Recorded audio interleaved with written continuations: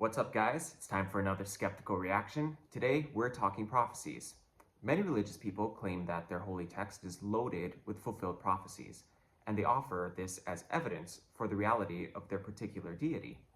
But is there any truth to these claims? And since every religion has fulfilled prophecies, how do we tell which ones are correct? The first thing we should probably do is establish what a prophecy is and what qualifies someone to be a prophet. The definition of prophecy is quite literally a prediction. In a biblical context, prophecy refers to divine communication, often conveying God's will, future events, or moral and spiritual messages, delivered through prophets as messengers of God. Let's take a moment to recognize the contrast between these definitions. If a meteorologist made the claim that it would rain tomorrow, and it does, that qualifies as a prophecy in the simplest terms.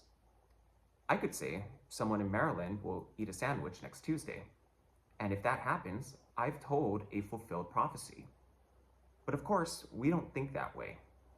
However, if I said a catastrophic storm would destroy the Philippines in 5 years' time, in the month of March, with no data or evidence to back it up, and only my claim that it was divinely inspired, and 5 years later, it ultimately happens, you may think that there was something to that claim that was made 5 years ago. Because what really gets the gears turning for us when it comes to prophecies is how impressive the prophecy turns out to be. It confounds the mind when a claim is made where it seems the knowledge could only be known from outside our material world.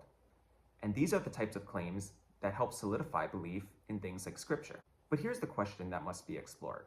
Is the impressive nature of a prophecy an indication of any type of truth or divine revelation? I don't think this is the case, because in order to claim a fulfilled prophecy, you must rule out all other likely scenarios. In 1980, a professor at a prestigious school prophesied that a boy would be born with the ability to resist an evil dark figure, that he would mark the boy as his equal, and one of them would kill the other. That professor was named Sybil Trelawney, and the prophecy was ultimately fulfilled in 1997 when Harry Potter defeated Voldemort for good. This prophecy was witnessed by at least one person who was recognized as Albus Dumbledore. Now, why bring up such a silly example? Well, this is how many skeptics view something like the Bible, a fictitious series of stories full of magical characters and supernatural events. And why was this prophecy fulfilled? Because the author ensured it would happen for the sake of the story. We have just as much evidence of prophecies being fulfilled in the Bible as many other fictional stories. Prophecies can be fulfilled simply because they were previously written, such as the events in the last Harry Potter book, fulfilling prophecies in the first. The story is intentionally carried out. This can be related to something like the book of Matthew fulfilling the prophecy in Hosea by having Jesus' family flee to Egypt. The other Gospels don't mention this at all. There's many interpretations, but this might seem as if the writer of Matthew added this part in specifically to fulfill a prophecy. This is in no way impressive. Prophecies can also happen by luck of the draw. It's a running joke that the Simpsons series has made many predictions that ultimately come true. One such example is Lisa correctly predicting that the Washington Redskins win the 26th Super Bowl a year before it happened. And that was not the last time that they predicted something of that nature. So why is this prophecy not divinely inspired, but the destruction of something like the Jerusalem temple is? It seems it has much to do with the meaning we assign to the prophecy and the prophet. The prophecy is divine because the text is holy. Muslims will argue that the Quran is packed full of prophecies, yet Christians seem to put no stock in their claims. Members of the Church of Latter-day Saints claim that the Book of Mormon itself is a biblical prophecy fulfilled.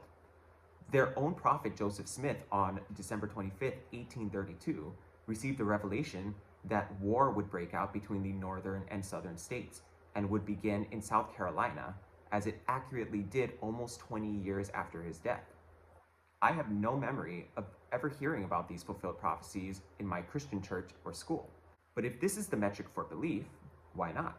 Right here in Hawaii, there are many fulfilled prophecies foretold by kahunas. I'm not sure how well I remember my Hawaiian history classes, but let's see how this goes. The famous King Kamehameha I fulfilled many prophecies, Kamehameha was known for conquering and uniting the Hawaiian Islands. It was told that a light in the sky with feathers like a bird would pass over in the sky to signal the birth of a great chief. Historians believe that Kamehameha was born in 1758, the same year Halley's Comet supposedly passed over Hawaii. When he was older, a prophet told Kamehameha that he must build a large heiau, or a type of Hawaiian stone temple, for this would ensure his victory among the Hawaiian Islands. And as we all know, this ultimately came to pass. But did this heiau and the prayers to the war god Ku actually solidify Kamehameha's victory? Would he have done just as well without following these prophetic instructions? Logically, one would think so. Although it is a little strange that after building the heiau, the fire goddess Pele also decided to help when the Kilauea volcano erupted, killing a third of the opposing army. So to the believer of the biblical God, why do these prophecies not seem to matter quite as much?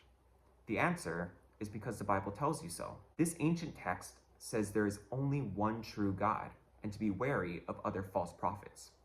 The differentiator between which prophecies are true and false is the biblical claim that the Bible is true. The presupposition is the most important aspect, which makes the claim itself fallacious. Dismissing the equally evident prophecies of Islam, Church of Latter-day Saints, Hawaiian culture, Chinese tradition, Japanese folklore, Greek mythology is an open invitation to dismiss yours as well.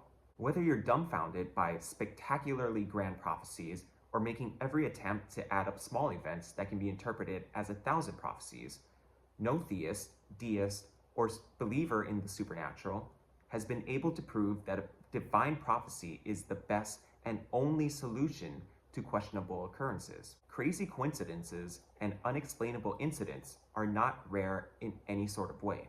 Accepting that strange things happen is part of life, and there's no good reason to assign divinity to explain any of it. Thanks for watching, guys. Be sure to like and subscribe.